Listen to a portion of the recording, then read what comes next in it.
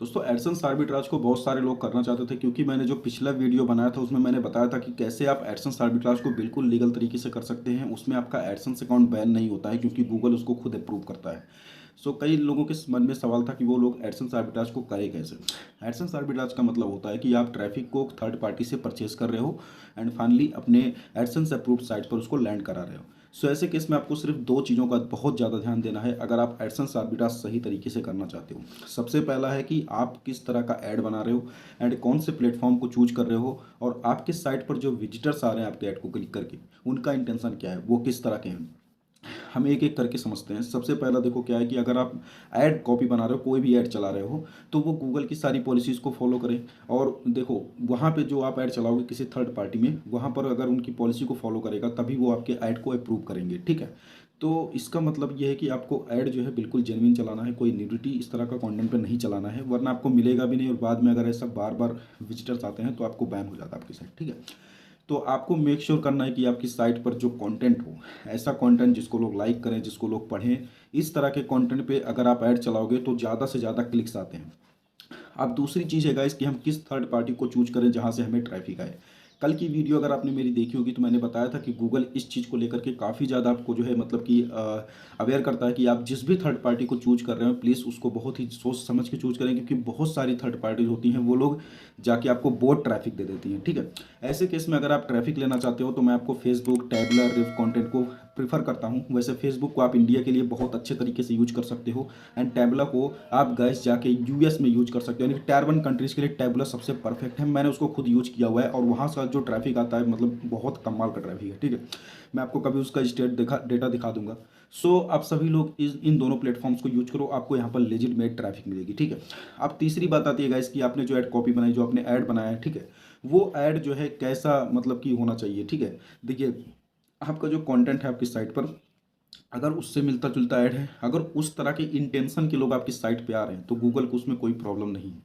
लेकिन अगर आपने किसी और तरह का ऐड चला के किसी और कस्टमर को अपनी साइट पर लेकर के आ गए तो वहाँ पर नॉन इंटेंशनल कीवर्ड्स आ जाते हैं, मतलब कि और वहाँ पर मतलब लोग, अब देखो आपने कोई ऐसा ऐड रन कर दिया जिसमें लोग इंटरेस्टेड हैं बट आपकी जो साइट पर जो कंटेंट है वो उनसे अलग है एंड वहाँ पर जो ऐड चलेंगे वो भी बिल्कुल डिफरेंट ही चलेंगे। ऐसे केस में आपकी साइट को डिसेबल होने के चांसेस बढ़ जाते हैं, ठीक है।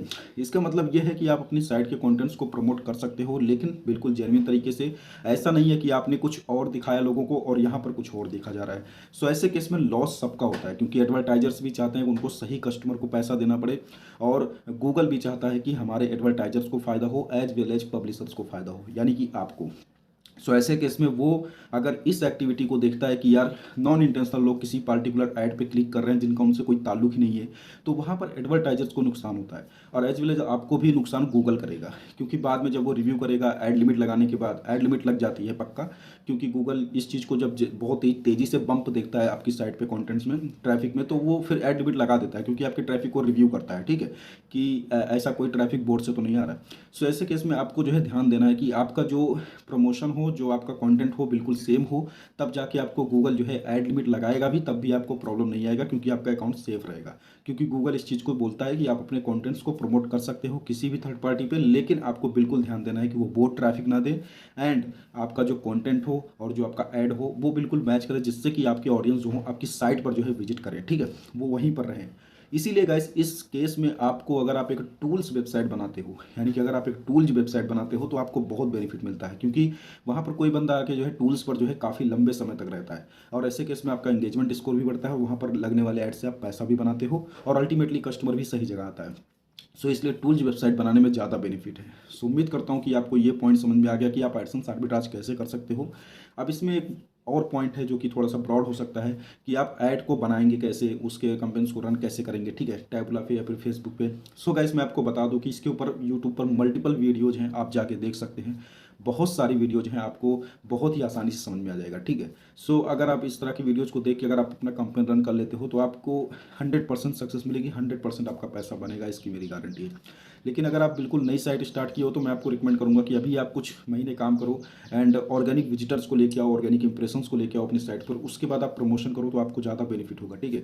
मैंने जिस साइट पे इस तरह का काम किया है उस साइट पे मैंने ऑलरेडी जो है कुछ पेमेंट्स उठा लिए थे ऑर्गेनिक तरीके से, ठीक है, तब जाके मैं वो काम कर रहा हूँ एंड ऐड लिमिट लगी है मैंने अभी रिसेंट में भी कुछ उस पे कर नहीं रहा हूँ क्योंकि ऐड लिमिट लग जाता है, गूगल को मैंने बताया था। और अभी मेरी साइट पर कोई एडसेंस के एड्स भी नहीं आ रहे हैं, तो ऐसे केस में क्या है कि अभी उसमें प्रॉब्लम है, ठीक है। बाकी ऐड लिमिट लगने के बाद भी कोई डरने वाली बात नहीं, क्योंकि अभी हमने कोई ऐसा प्रमोशन नहीं किया है कंटेंट्स का, कोई नॉन इंटेंशनल लोगों को नहीं लेके आए हैं, हम उस पर एंगेज करने वाले कंटेंट्स ही लिखे थे। सो गाइस, मुझे उम्मीद है कि आपको ये बात समझ में आ गई कि आपको कैसे आर्बिट्राज करना है। अब इसके छोटे छोटे पॉइंट्स जो भी हों, या फिर इसमें ऐड कॉपी कैसे बनाना है, ये सब चीज़ें अगर आप यूट्यूब पे देखोगे तो आपको दिख जाएगी।